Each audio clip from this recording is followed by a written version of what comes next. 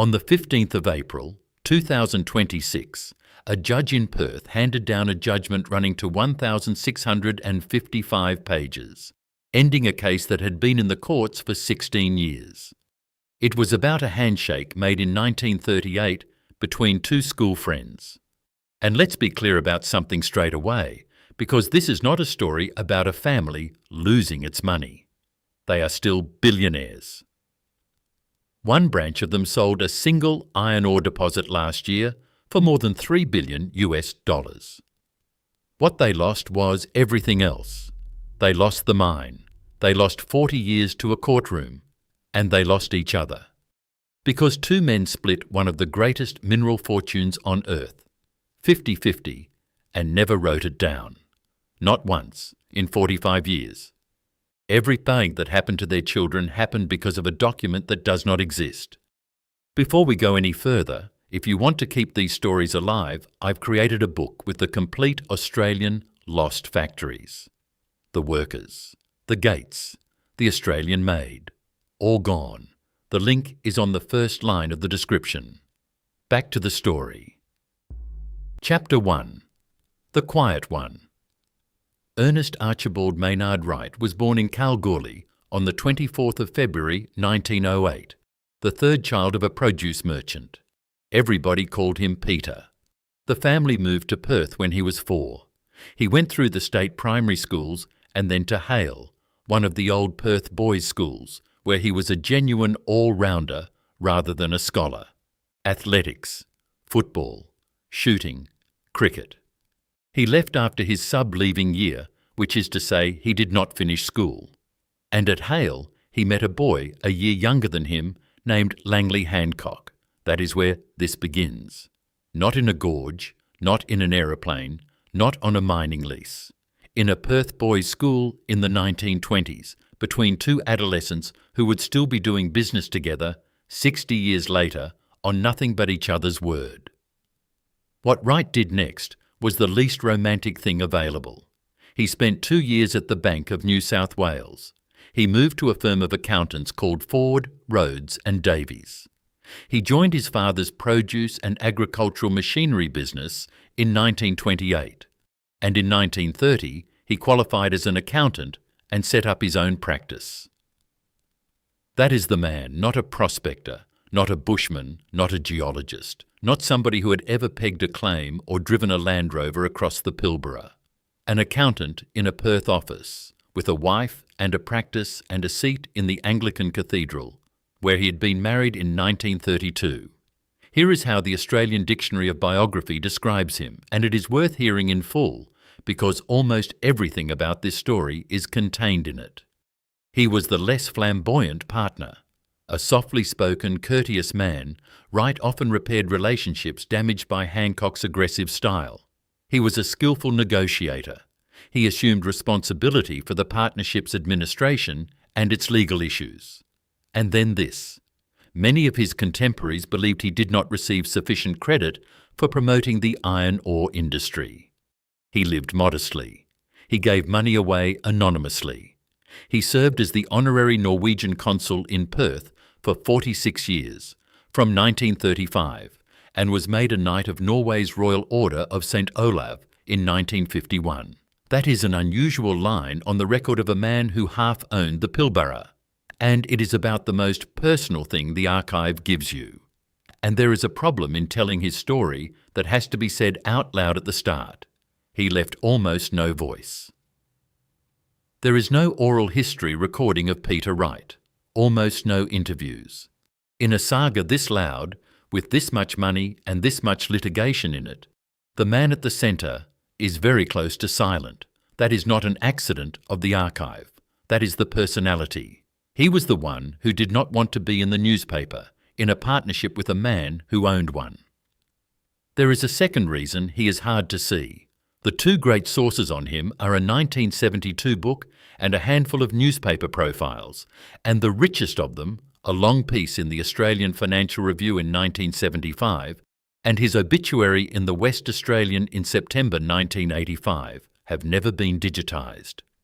To read the best contemporary account of the man who half owned the Pilbara, you have to go into a library in Perth and put a reel of microfilm on a machine. In 1938, he took a holiday at his old school friend's sheep station in the Pilbara.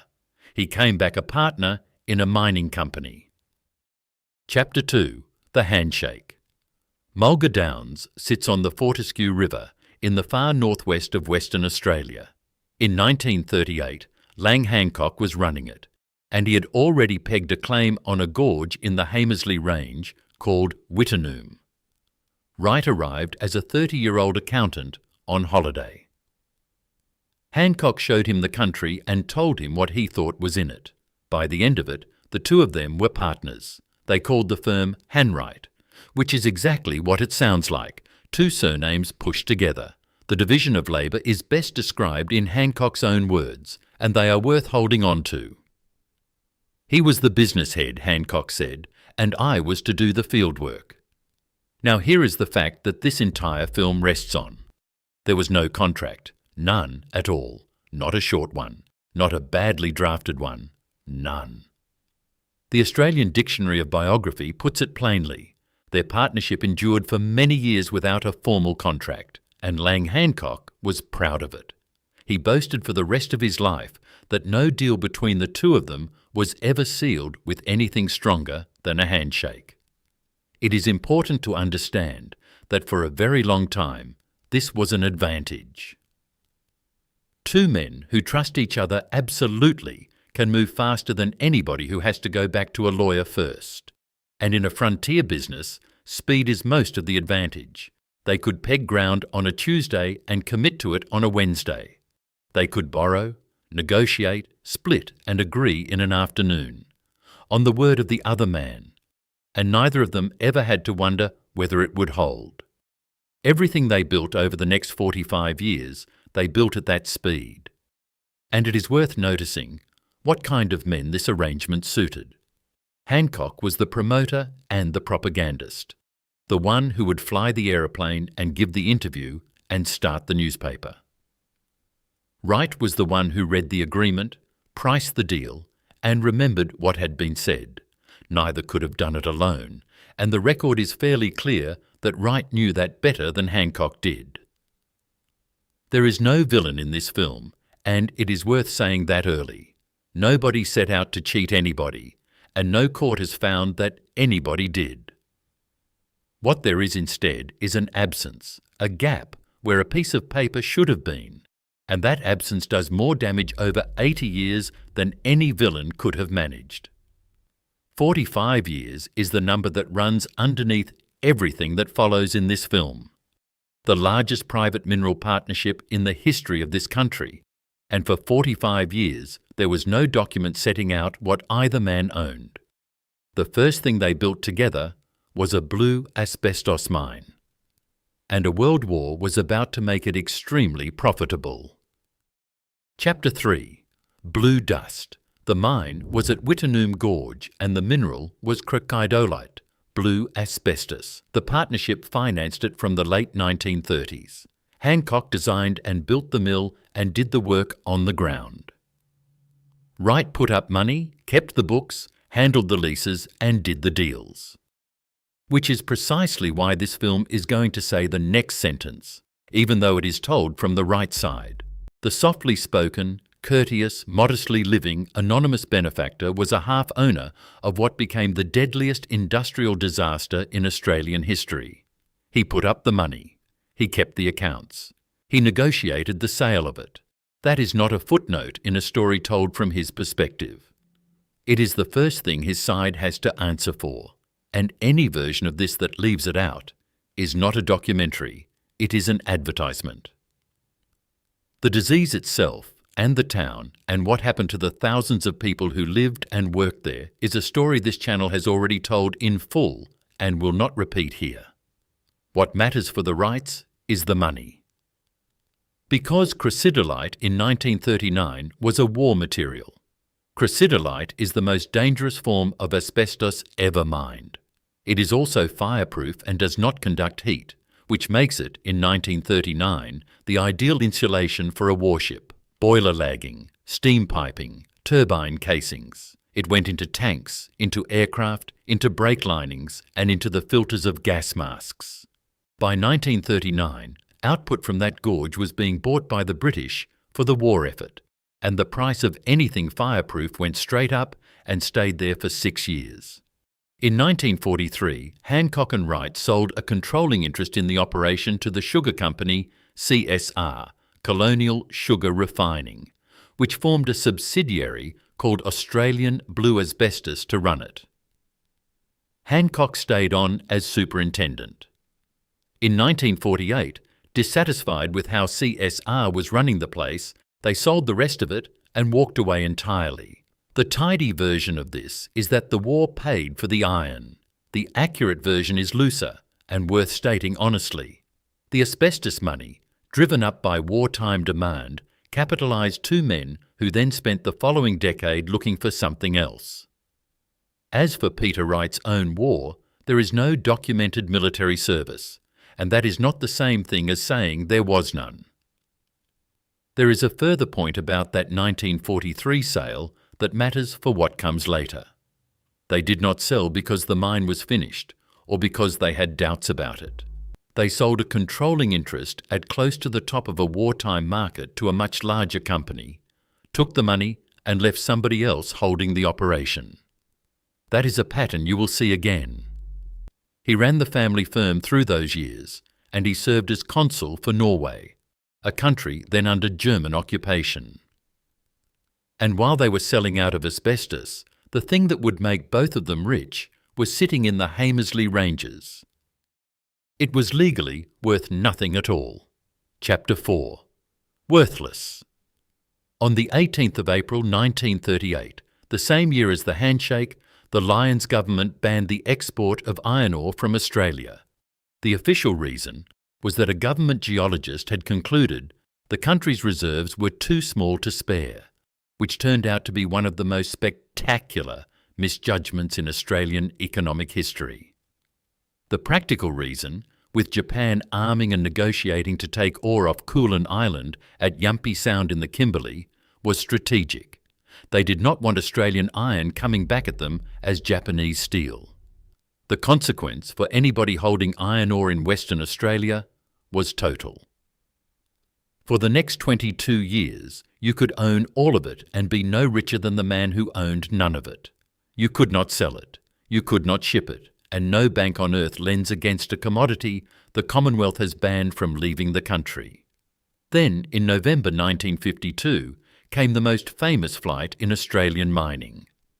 Lang Hancock and his wife Hope were flying south in bad weather and, by Hancock's own account, came down into a gorge in the Turner River and saw walls that looked to him to be solid iron. That is his account, and it should be given as his account, because his own biographer disputed the weather in it, and because Hancock Prospecting's own records give a different date for the flight. But here is the part that this film exists to add, and it is the hinge of the whole thing. Peter Wright was not in that aeroplane. He is not in the legend at all. The story that Australia tells about the discovery of Pilbara iron has one man in it, in a light aircraft, in the rain. The partnership that owned the find had two men in it, 50-50. One of them was in the aeroplane. Both of them owned what he saw.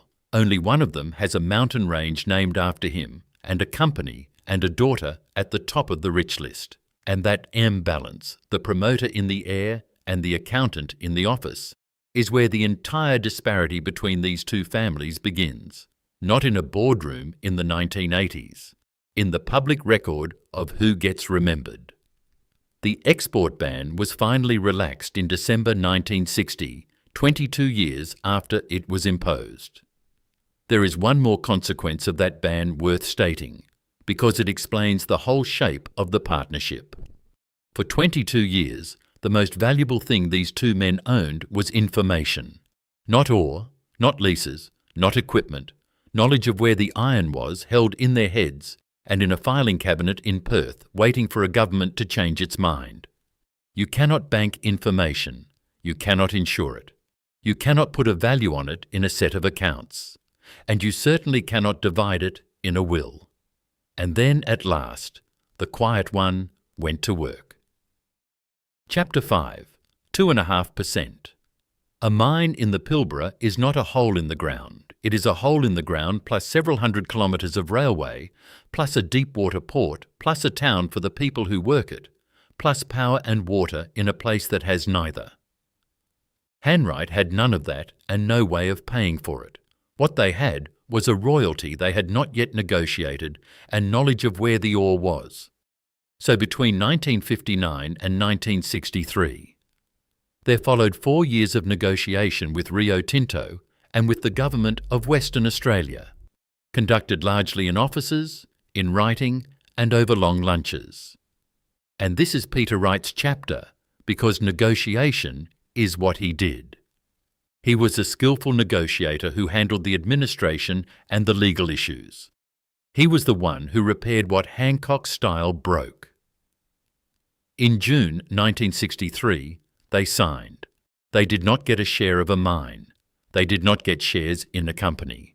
What they got was a royalty, 2.5% of the value of all ore extracted by Hamersley Iron in perpetuity, split 50-50 between the two partners, 1.25% each, forever, not from one mine, not from one pit, but from the ore itself, for as long as anybody kept digging it out of the ground. Hamersley Iron was formed to develop it, with British money and British engineering. Then Tom Price opened. Paraburdu followed.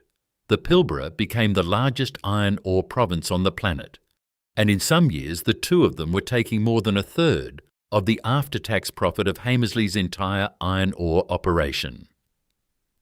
By 1985, each man's minimum net worth was estimated at around $50 million. Equal. Because everything between them always had been. And here is where you have to stop and register the thing that is genuinely extraordinary about this arrangement. 25 years into the partnership, holding a perpetual royalty over the richest iron province in the world, receiving a third of the profits of a Rio Tinto subsidiary, these two men still had no written partnership agreement. Nothing setting out who owned what. Nothing describing how the tenements were held. Nothing that a court could one day pick up and read, and understand what a royalty of that kind actually is, because it is the shrewdest thing either man ever did. They took no risk on the capital. They built nothing, ran nothing, and managed nothing. They simply took a percentage off the top of every ton, in perpetuity, and let one of the largest mining companies in the world spend its own money proving how much there was. It is tempting to call that negligence, and plenty of lawyers have. But look at it from inside 1963. These were two men who had trusted each other for 25 years without a single dispute. Asking your oldest friend to sign something is not a neutral act. It says, in effect, that you have thought about the day one of you might not be believed. Neither of them wanted to be the one to say it. They were in their 70s before either of them tried to fix that. Chapter 6. The Untangling. By about 1975, the two men were drifting apart, separate offices, separate newspapers. They had started one together in 1969, and by the mid-70s each had his own. They still told anybody who asked that they were friends, and by all accounts they were, but the joint operation was becoming two operations. So in 1983 and 1984, they finally sat down to do the thing they had never done. Divide the assets and write it down. And the reason they gave for doing it is the cruelest detail in this entire story. They did it so that their children would not fight. That sentence is in the record, and everything after it is the consequence of how badly it went. Agreements were drawn in 1983, in 1984, and again in 1987. 3 documents at the very end of a partnership that had run since before the Second World War. Everything a court would eventually have to interpret was written in those last 4 years, about 45 years of dealings that were not.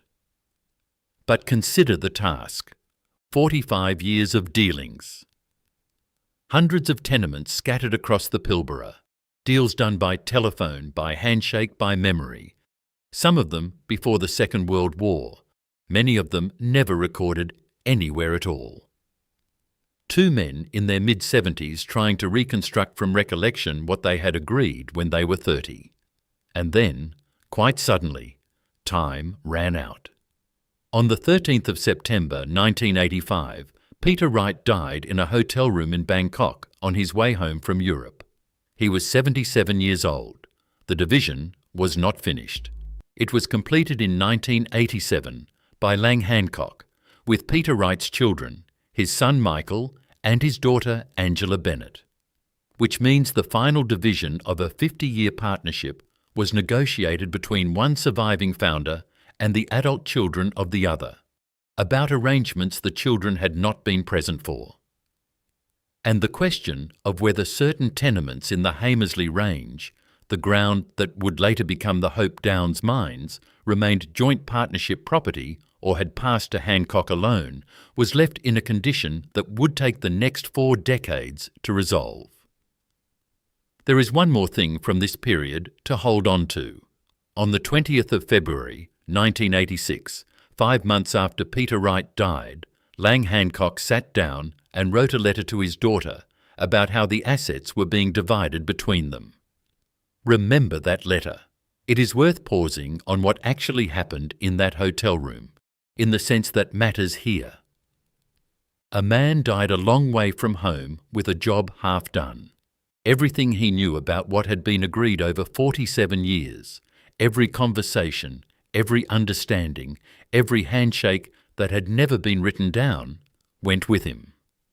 From that moment on, the only person alive who could say what handwrite had meant was his partner. And while the two families were untangling themselves, one of Peter Wright's 3 children decided that he wanted out. Chapter 7, 6.8 million. Peter Wright had 3 children, Michael, the eldest, Angela, who would become Angela Bennett, and Julian. In 1987, Julian Wright sold his 1/3 share of Wright Prospecting to his brother and his sister for $6,800,000. It is the most human decision in this entire story, and the one that has been argued about ever since. In 1987, that was a great deal of money. It was a fortune, and it was real, and it was in the bank.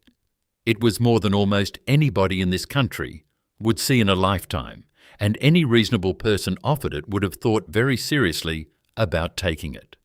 It was also roughly 2 decades before a mining boom that would make the same 1/3 share worth a number, with several more digits in it. He got out, and then he watched for the next 20 years as the price of iron ore went where nobody had predicted it would go. In 2017, Julian Wright sued his sister, Angela Bennett, and the estate of his late brother Michael, alleging that they had misrepresented the company's future value to him when he sold.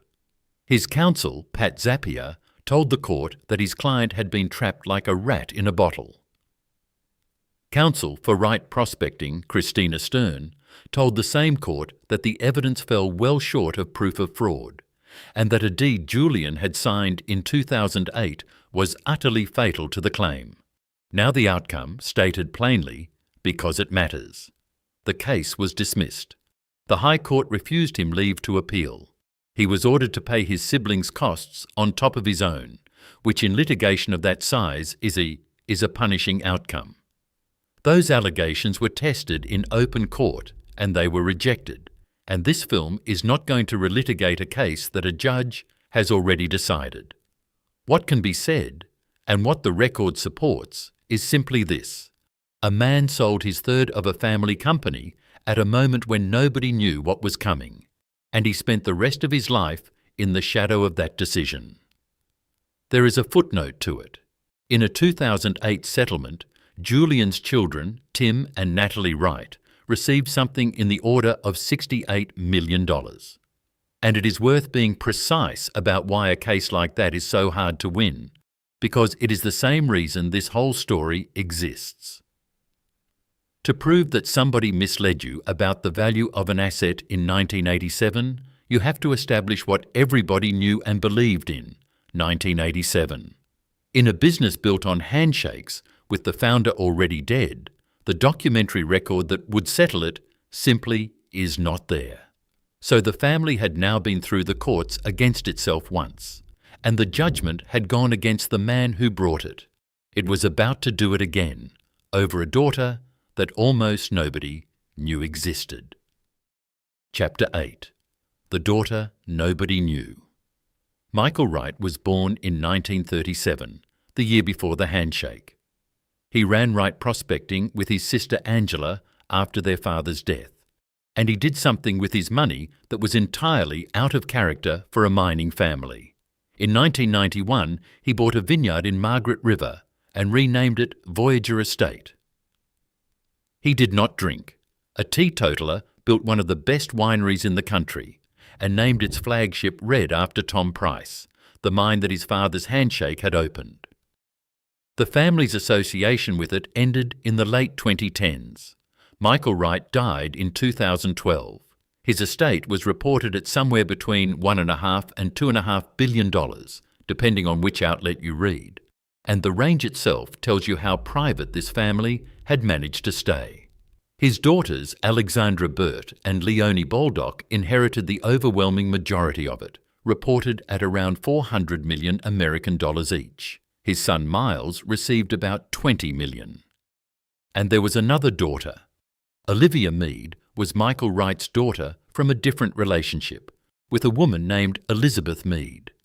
She had grown up with her mother, with sporadic contact with her father. Under his will, she was left $3 million in a trust that she could not touch until she was 30. She went to court under the Family Provision Act, which allows a court to vary a will where adequate provision has not been made for a child. Everything that follows comes from published judgments. In February 2015, Master Craig Sanderson awarded her $25 million, describing the estate as colossal. The case became notorious for a schedule of future needs put before the court on her behalf, which included a crystal-encrusted grand piano and a diamond-encrusted bass guitar, items which the master himself described as clearly fanciful. That is his word from the bench, not this film's judgment of a young woman. The estate appealed. In 2017, the Western Australian Court of Appeal set the orders aside as flawed and reduced the award to $6.1 million, holding that adequate provision meant a sum sufficient to guarantee her financial security for life, not parity, with her half-sisters. Two fractures now: a brother who sold and sued and lost, a daughter who had to go to court to be provided for by a father worth billions. There is a detail in the appeal judgment that is easy to skip past and should not be. The court did not find that she had no claim. It found that the first award had been calculated the wrong way, that the test was not what would make her equal to her half-sisters, but what would make her secure for life. That is a distinction of principle, and it is the difference between $6 million and 25. And underneath both of them, grinding through the same building, was the older question. The one from 1938. Chapter 9. Nothing in Writing. Wright, at Prospecting, went to the Supreme Court of Western Australia over Hope Downs, a group of iron ore mines in the Hamersley Range, operated by Hancock Prospecting in joint venture with Rio Tinto. The claim came in two halves, and the difference between them is worth understanding, because it is the difference between hundreds of millions and billions. A share of the royalties flowing from those mines, and an ownership stake in the tenements themselves. The proceedings ran for roughly 16 years, which is longer than most marriages and considerably longer than the mines had been operating. In July 2023, the court had to deal with something that tells you a great deal about how this case was fought. It had to decide whether parts of the dispute could be kept out of public view.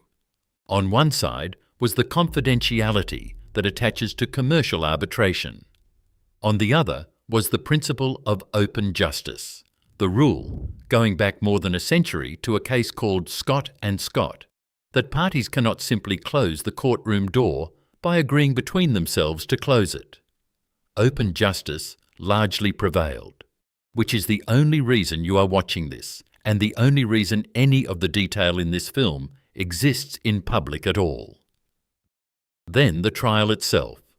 51 hearing days, more than 4,000 documents in evidence, most of them business records that nobody had expected would ever be read aloud in a courtroom.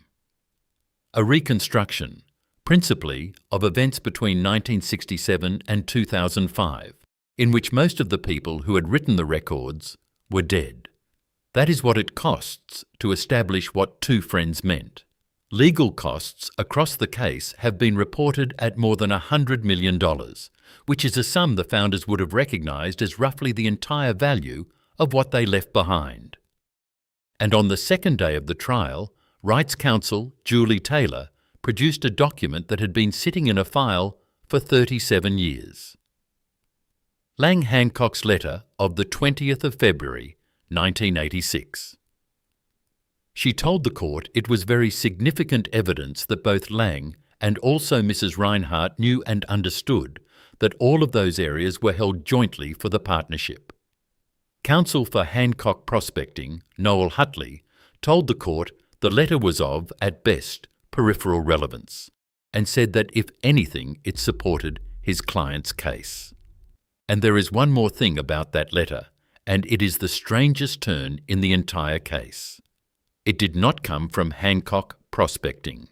It reached the court through discovery documents provided by John Hancock and Bianca Reinhardt, Gina Reinhardt's own two eldest children, who were parties to the proceedings on their own account. Consider what that trial was actually trying to do. Not to decide who was right about a contract, because there was no contract to be right about. It was trying to reconstruct, from 4,000 surviving documents and the recollections of people 2 generations removed, the intentions of 2 men who had settled their affairs by talking to each other. A court was being asked to photograph a handshake that no camera ever caught. On the 15th of April, 2026, Justice Jennifer Smith delivered 1,655 pages. Chapter 10. What the handshake was worth. Here is what the court decided, taken from its own published summary. Hancock Prospecting is the beneficial owner of its 50% of the Hope Downs mining lease. It keeps the mine. Wright Prospecting's contractual claim succeeded. It is entitled to 50% of past and future revenue royalties paid on those mines. Wright Prospecting's ownership claim was dismissed. No equity in the East Angeles ground. And then there is the third family, the one nobody remembers. Don Rhodes was a prospector and an earth-moving contractor who built runways at Perth Airport, carted rock for the Narrows Bridge, opened up manganese at Woody Woody, and had a hand in finding some of the biggest deposits in the Pilbara. One of them is named after him. In 1969, Hancock and Wright agreed to pay him a royalty on ore from certain ground. He died in 1987, 2 years after Peter Wright. His company, DFD Roads, lost its claim in contract but won part of its claim in equity. And the claims brought by John Hancock and Bianca Reinhardt were dismissed.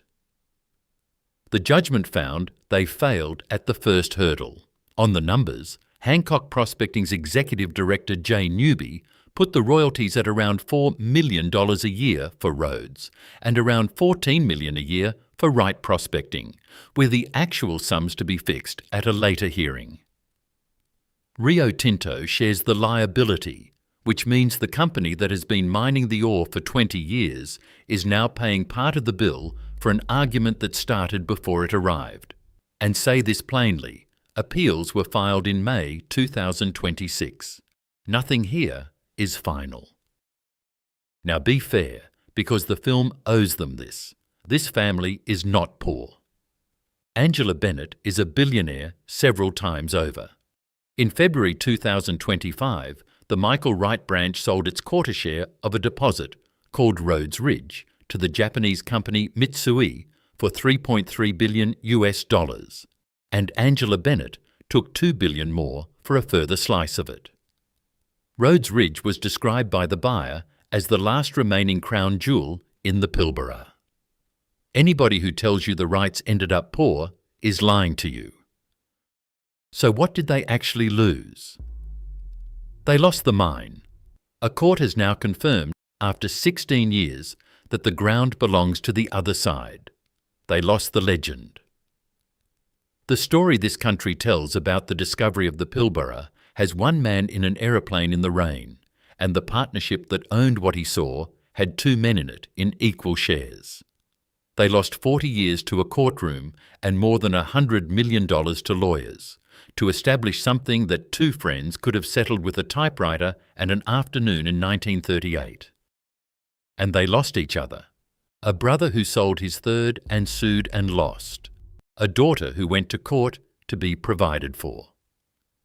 Siblings on opposite sides of a bar table. They started exactly equal. 50-50. About $50 million each on the same day in 1985. One side is now the largest private fortune in the country and owns the ground it stands on. The other side won the right to a royalty check and is still waiting for a court to tell it what that check is worth. In April 2026, a judge needed 51 days of hearings, 4,000 documents and 1,655 pages to work out what two men had agreed at a sheep station in 1938. Because in 45 years of the largest private mineral partnership in Australian history, neither of them ever wrote it down. Lang Hancock spent his life boasting that no deal between them was ever sealed with anything stronger than a handshake. He was right about that. That was the problem.